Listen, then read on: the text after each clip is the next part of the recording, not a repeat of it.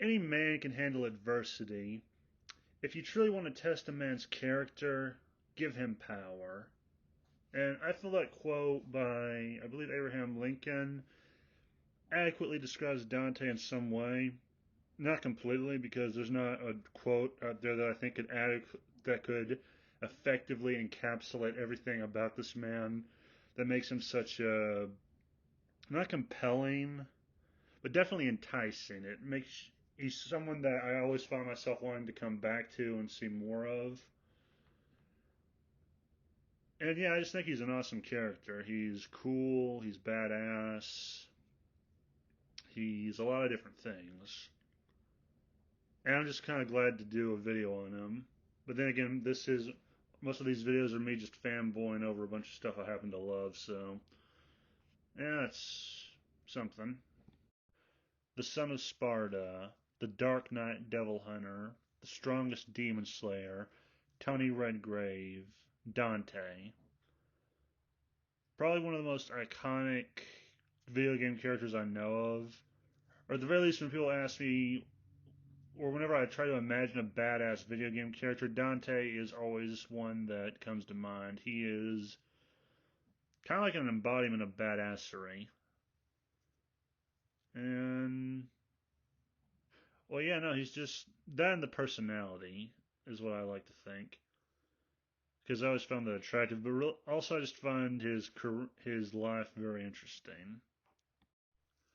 And Dante has a lot of, well, I probably have used interesting way too many times ad nauseum, but he does have some factors about him that I find very, well, both compelling and just entertaining, and kind of emblematic of why certain characters work.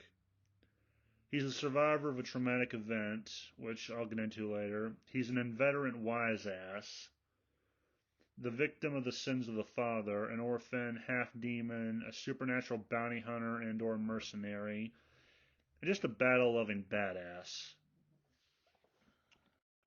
His creative origins begin with a guy named Hideki Kamiya, I believe is how you pronounce the name. He was originally going to be part of the Resident Evil series, but that idea was later scrapped. But they salvaged the character and kind of saved him for another series. His personality was inspired by the title character of the Cobra manga. He was as imagined as a character you'd want to have a drink with. And before he went by the name Dante, when they were just conceiving of the character and just brainstorming what to do with him, his name was Tony Redgrave. This would later be used within the series as one of his various aliases or nicknames. Despite his personality, which I'll get into later, Dante probably has a really dark kind of history before he became the demon hunter that we know and love. He was born the son of a powerful demon named Sparta who rebelled against the king of demons Mundus, and as well as the son of a mortal woman named Eva, raised in a remote home near Redgrave City, trained by his father for much of his childhood, unaware of his father being a demon.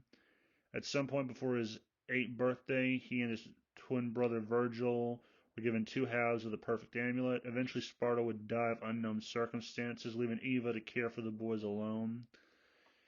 Demons would attack their home with Virgil playing outside. Eva hid Dante, telling him that if she didn't return to change his name and live somewhere else.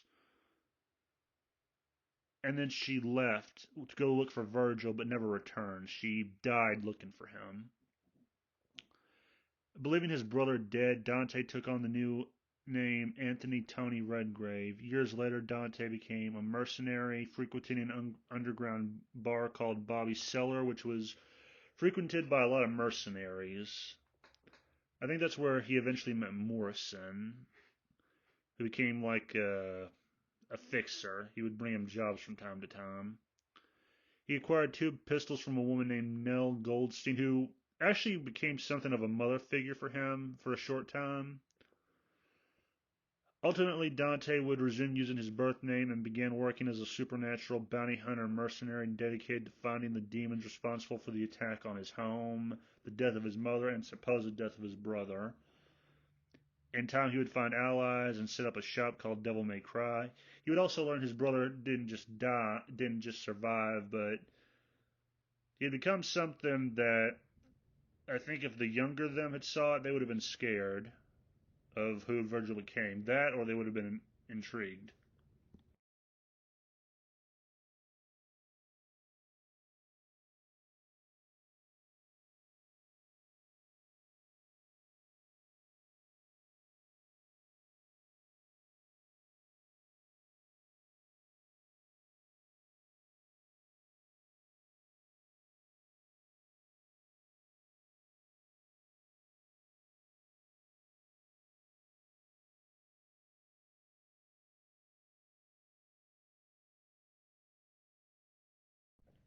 Personality wise, Dante is flippant, carefree, almost with well, actually not almost. He does have a devil may care attitude. Serious when the situation calls for it. Maintains a strong sense of justice. Prefers to fight fair. Can be relied on to do the right thing. Values friends and family. Enjoys fighting. Foul mouthed and has a fondness for pizza and strawberry sundaes. Yeah, I can't fault the man. And not fault the man for loving those. They say you can judge a man by the enemies you have. If so, Dante is a remarkable man. I mean, his enemies are devils, demons, his own twin brother, the king of demons, and a demon god.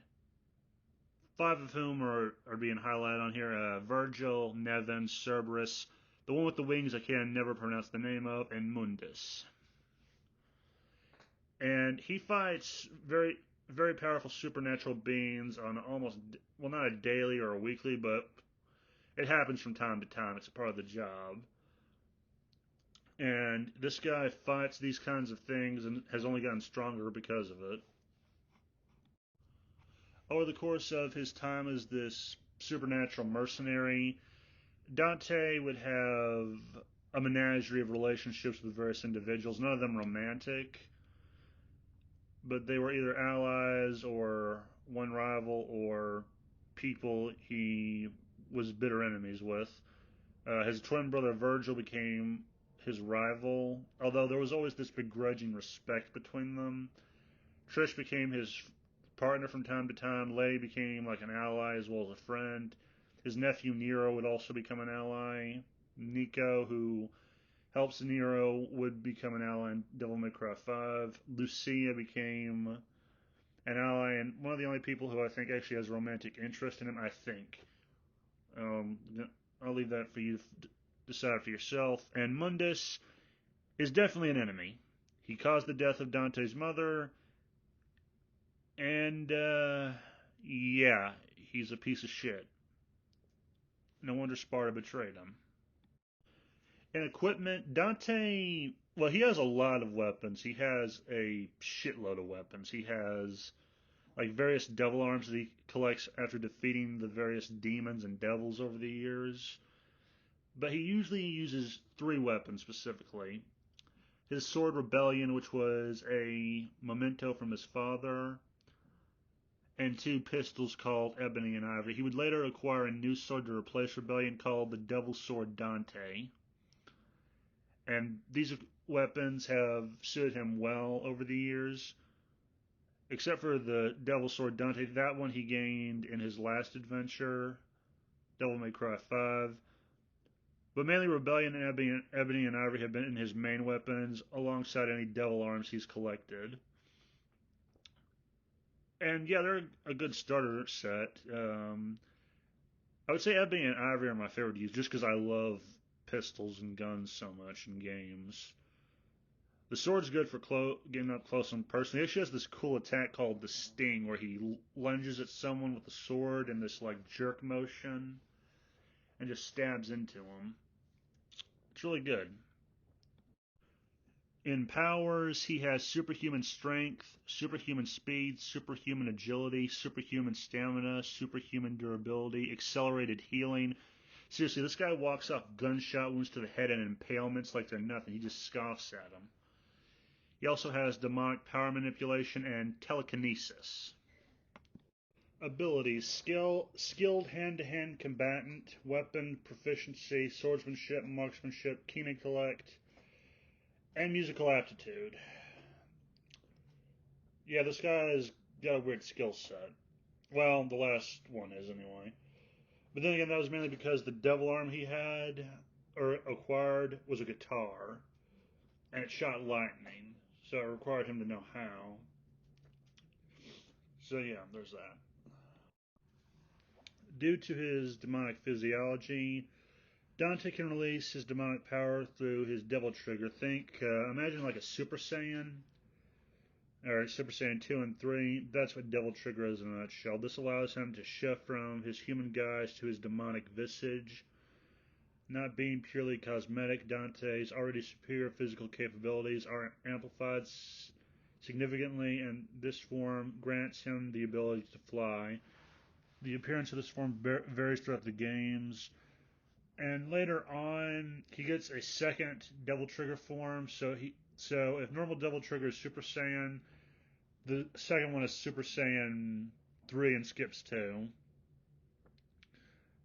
And he gains access to this new form by stabbing himself with Rebellion and absorbing the Devil Sword Sparta into him, thus making it a part of him. And the reason why this works is because there were three swords that Sparta used. Two of them were called Yamato and Rebellion.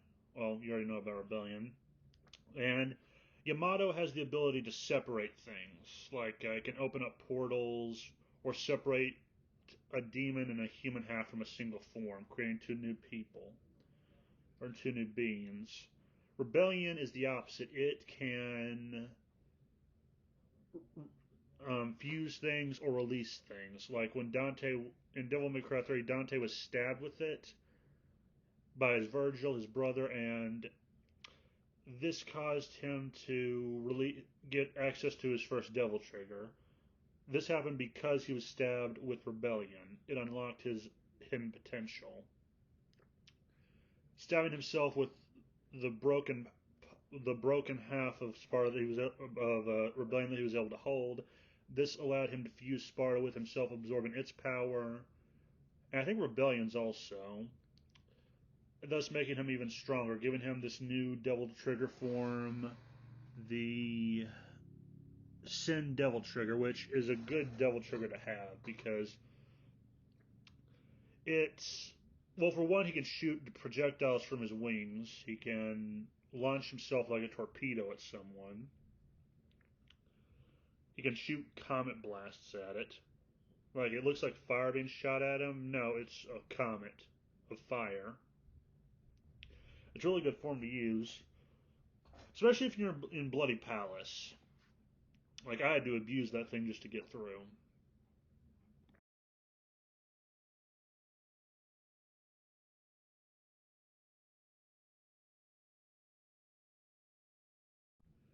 The appeal for Dante to me was always the personality.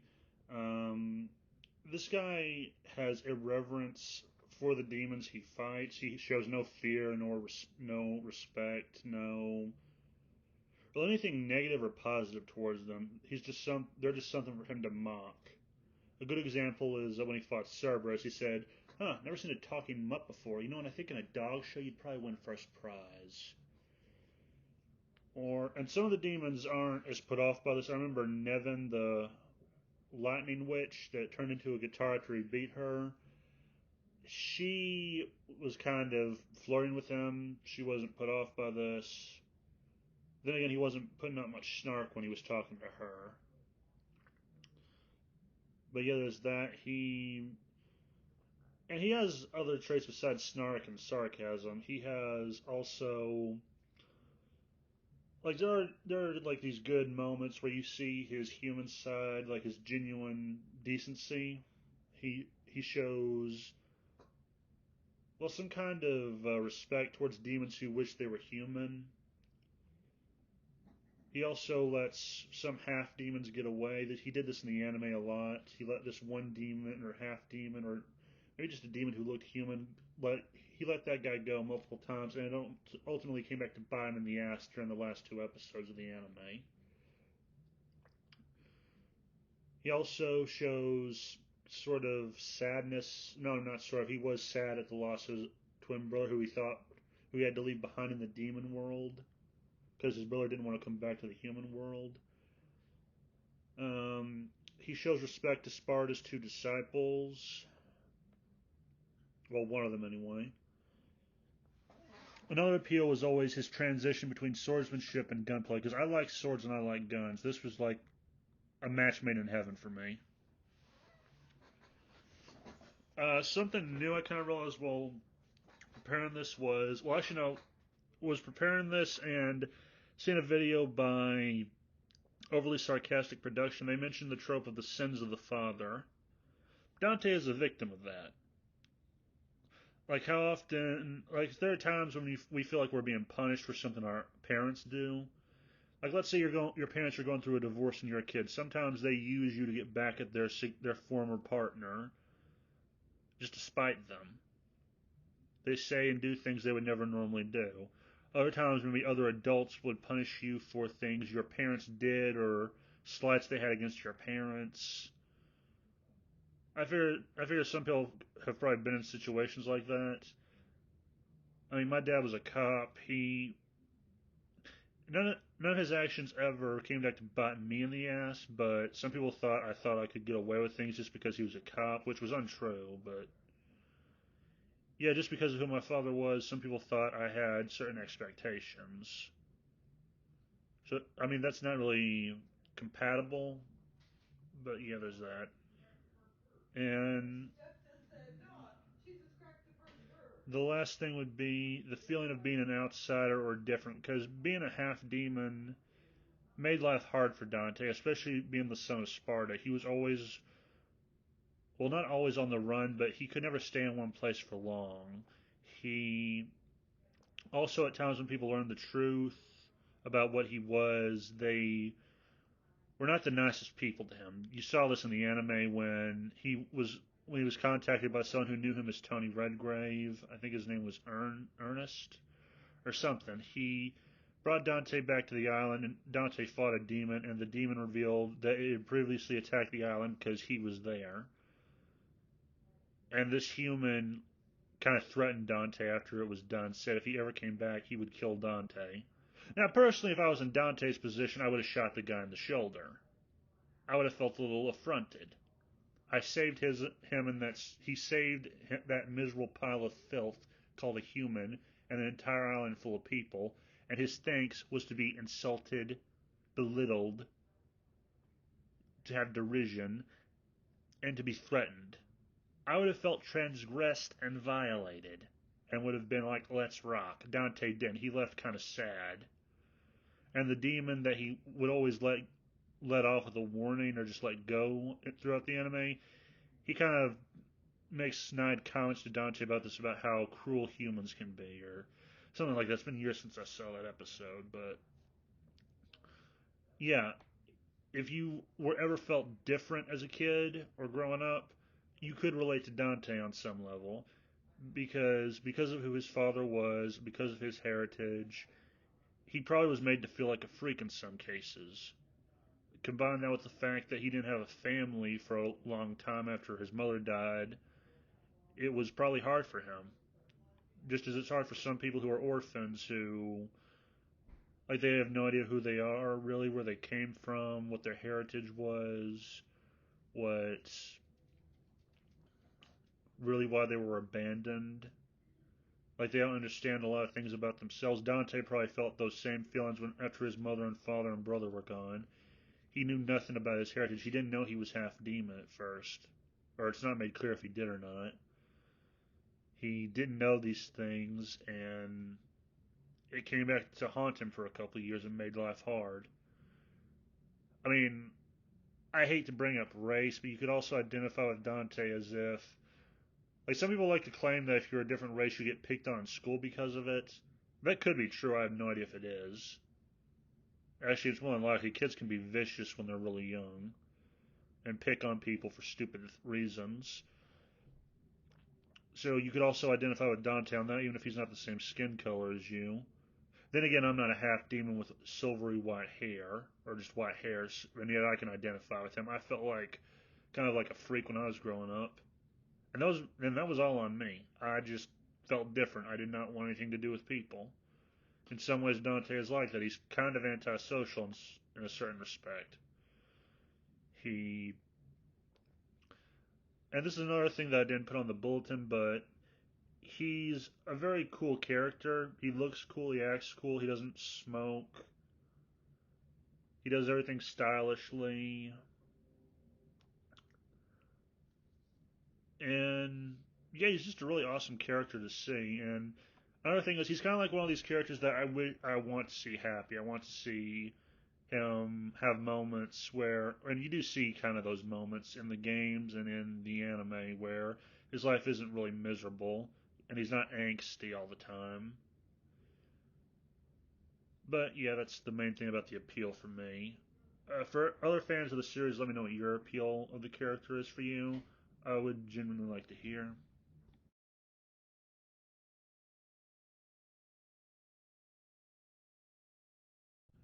Most characters have a philosophy or belief to what they do. For Dante, his philosophy or belief was he embraced his humanity, which contrasts him with his brother Virgil. This was because of their different respective circumstance during the traumatic event. Dante was found by his mother and saved and hidden by her from the demons.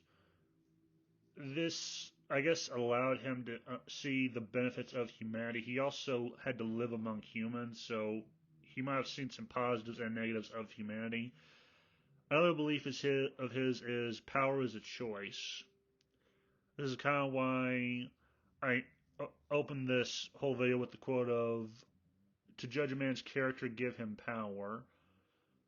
Dante never sought out power, he only accepted it when it was necessary, when he needed it. Beyond that, he didn't care about power. All he wanted was, in the beginning, all he wanted after he became a mercenary was revenge on the demons that took everything from him. That cost him, well, his innocence. Which, yeah, that could be another appeal. I think when we lose our innocence, we kind of hate it. And we'd probably like to get payback on the people who caused us to lose it. But anyway. And there's also some manner of justice to his philosophy, not like overbearingly self-righteous, but he does do what he thinks is right, and that's all I can really say about him on this front. If I had to compare Dante to many characters, four come to mind, the ones on screen. Bayonetta is one like Dante. She's not a full member of one clan or species. They both use pistols. They both are full of snarky comments, and they both seem to enjoy what they do. And they both have their own sense of style. He also reminds me of Blade. Blade's a half demon, half human. Dante's half human, half demon. Wait, or actually, I'll repeat for context. Blade is the half vampire. He's a Dampier. Dante is like a Cambion. Anyway, they both technically hunt the species that half of them belongs to, and they're both feared and despised by the species that half of them comes from. Another comparison would be to Alucard, but not much, from Castlevania. They kind of remind me of each other in that they're both half-breeds, and they've both suffered because of the actions of their father. The difference is, oh, they also had complicated relationships with their fathers. The only difference is Alucard, he turned on his complicated relationship with his father was he didn't want to destroy humanity like Dracula did after in retaliation for what happened to his mother. And another thing is he probably didn't have a lot of friends because he was both the son of Dracula who tried to destroy humanity, and he was only half human, and humans probably wouldn't have accepted that. I'm not well versed in Castlevania lore, so that's up in the air. And both are the sons of powerful men who left a legend in the world they lived in. Sparta became famous for well for rebelling against his own kind and locking the Demon King away in the demon world. Alucard's father, Dracula, was famous for, well, mainly trying to destroy humanity. And that's the only comparison left I can think. And lastly is Alucard from Hellsing. Now, style-wise, I think they're similar.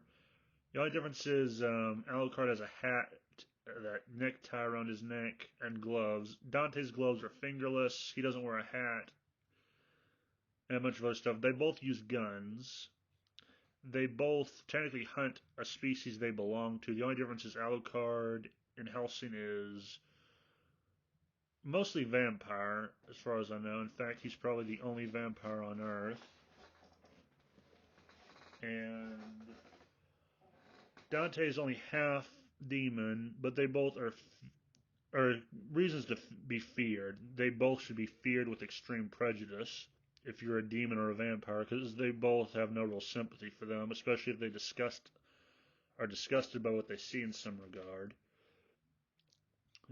Dante has no love for demons. He barely tolerates the ones who want to be human, or he respects those, and there's not a lot of people that Alucard respects. And they both use guns, and they both have eccentric personalities. I would also say this of the Team 4-star version of Hellsing's Alucard. Actually, no, they have more in common personality-wise. They're both kind of snarky. They're both eccentric. They both have funny personalities that make them likable. And they're both kind of... Well, actually, this goes for both versions of Alucard and Hellsing. They're both kind of asses. Same with Dante. And, yeah. The main takeaway whenever I look at Dante is... Well, the main takeaways are... It's important for a character to be likable in personality. And maybe appearance. Couldn't hurt to make them soft on the eyes, be it man or woman. It's okay to have an overpowered character. I mean, Dante is overpowered. He is hard to kill. I mean, he'll go down in the game if he takes enough damage, but in the story, he seems to be pretty almost unkillable. But it's okay to have an overpowered character, just balance it out with an actual challenge. This was a problem I had with... I'll probably get hate for this, but that was kind of a problem I had with Rey. There was no explanation for her power. Just that she... Like, they could have said something like she was a wound in the Force, or she had an ability to reverse engineer Force abilities. That would have been cool. Contrast that with Dante. There is an explanation for where his power comes from, and he can go down eventually. Rey seems to be just made unstoppable, and she's never challenged. A great deal, anyway. She does face a challenge, but compared to the challenges Dante goes through, her challenges seem mild by comparison. It's possible to have some small flaws in your overpowered character. Like, Dante doesn't have many flaws as far as I know. The main flaw is his ego sometimes, or attitude. Because I remember in Devil May Cry 3, he wasn't taking things seriously at first. And, well, yeah, he wasn't as motivated to fix the mess that was presented to him, and it kind of made things worse for all. He eventually matured and realized what he had to do. Another flaw is I think he's a little too convicted in his beliefs sometimes. This happened in 5 where he was willing to kill Virgil just to stop him from opening portals and or whatever it was he was trying to do exactly. I still never understood that. But that was a flaw. And thankfully he was stopped by Nero, which is kind of funny because in the game before that one, he was basically toying with Nero because the little punk could barely do anything when Dante got serious. But yeah, as always, it's important to have flaws. But if you have an overpowered character, just make the flaws. Well, you could make them small or funny in a way. Because Dante doesn't have many flaws except the 2 I mentioned, and they're personality flaws. Another takeaway was an anti-hero doesn't need to be all brooding or too brooding. Like, Dante has angsty moments. but it's never really said what he's thinking. It's more like, well, except in one, I believe. It's been years since I played that, but he does kind of have these quiet moments where he seems to be sad about what's happened, but that's about it. It's up to the interpretation of what he's thinking whenever you look at it. That was something in the anime. The story can be poor if you have a protagonist who carries the dead weight. Like, there are lots of shitty stories, but if you have a good protagonist or someone portraying the protagonist who's good at acting, they can carry a bad movie. Because I've watched movies that are terrible, and it was only because of the main character that I gave a shit. Like, take the Creeper, for example. I care nothing about most of the characters in the Creeper movie. I did not care about them. The Creeper was the thing that carried it for me because of the mystery. And this can also be said for the Devil May Cry games because story-wise, they're kind of weak, except for 5. That 1 and 3 were the best in terms of story. And Dante was my main reason for actually caring, just to see what happens to him in this adventure. That were the latest adventures that he's in. Another is action heroes can still work. I say this mainly about video games because action hero movies, they don't seem to be doing as well. And I don't really know how they're doing in terms of books. But in video games, they work just fine. Example of this on the previous takeaway I mentioned about a protagonist carrying dead weight would be Nathan Drake. Mainly because of the personality and kind of wanting to see what happens to him. But yeah, that's about it at that point. And the last one is have a protagonist who is the life of the party. Actually, this kind of goes back to the first takeaway, so it's kind of redundant, but yeah, the two, when I say, I tend to think in a story there are two characters who should have the best personalities and best lines. It's the protagonist and the antagonist or the villain. The antagonist or the villain should still have the better lines, but the protagonist should have some good lines of his own. And, yeah, that's the video. Let me know your thoughts in the comments. If there's something I missed, let me know. If you're a fan of Dante, let me know where I botched this up or how I screwed up, because I would actually like to hear some detractors tell me how to improve these. And that's it. Have a nice day. Remember, the game was rigged from the start.